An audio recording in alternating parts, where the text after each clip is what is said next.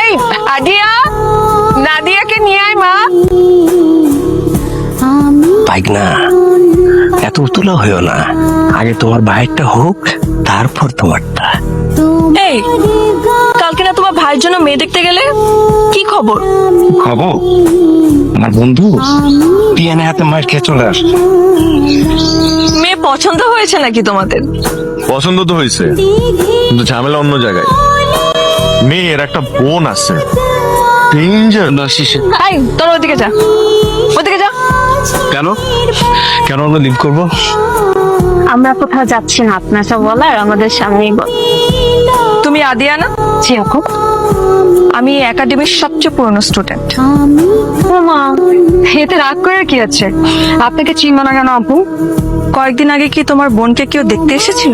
হ্যাঁ, আপনি কিভাবে জানেন? ওই ছেলে যে ছোট ভাই আহান, ও কিন্তু আমার বয়ফ্রেন্ড। ওর কাছ থেকে দূরে থাক।